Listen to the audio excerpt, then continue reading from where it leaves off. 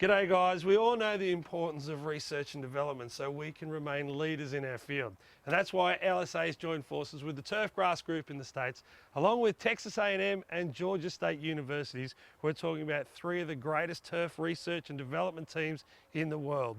And what they're doing is checking it out, making sure it works in the States, and then we apply that in Australia.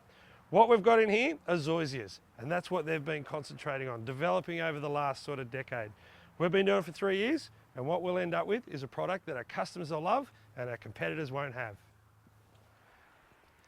So, since LSA has been established, we've been continuing on the research that's been done around the world, having various plots right across the country. And here's what we've found.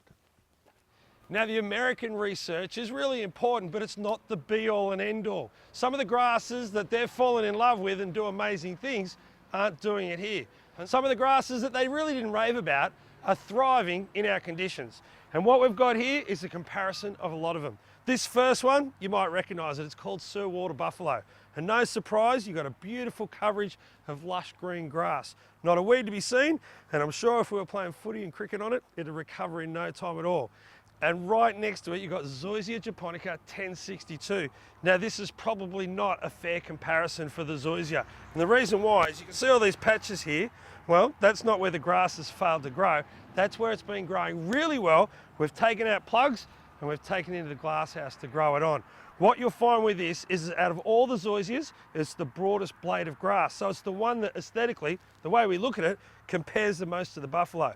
It grows beautifully laterally, which means it's going to recover itself, and we reckon it's going to be a really good product for the Australian market.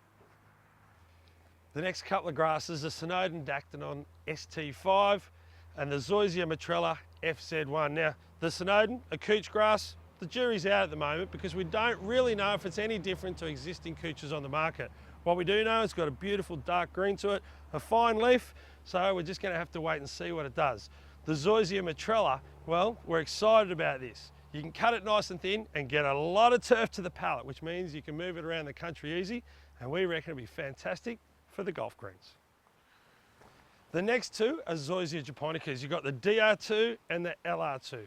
Now, the DR2 is a bit of a dark horse. It's got a nice broad leaf to it, strong runners, and we reckon it's got potential. The LR2, well, instead of runners, it's getting a lot of thatch, which means when you mow it, you're scalping, it looks under stress. So we just don't think it's right for the Australian climate. The next one is Zoysia Matrella 1094.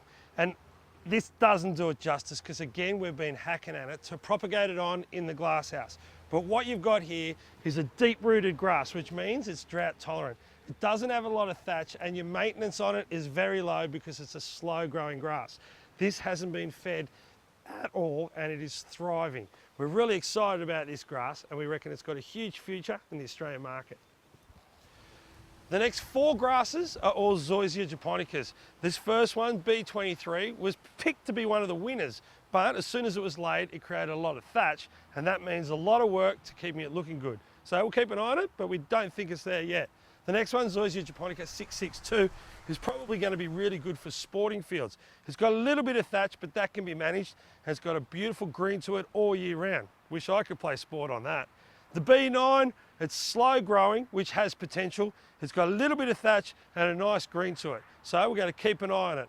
And the LR1, well, if you have a look at this and see how patchy it is, it's not for the same reason as those other ones. We haven't touched this and taken any out. All the energy goes to creating seed. So if it's going to seed, it's not creating grass, and it's looking patchy like this.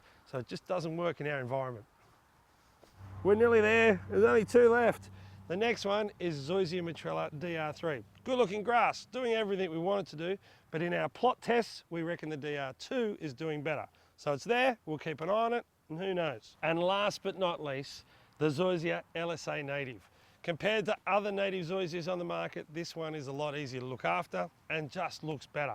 The potential, well, it's endless. People love a native plant, and they're going to love this lawn because it's easy to grow. Laterally, it's got a beautiful green tinge to it. And Danny, I like it. Do you? Which is your favourite? The zoysias. The zoysias. Me too.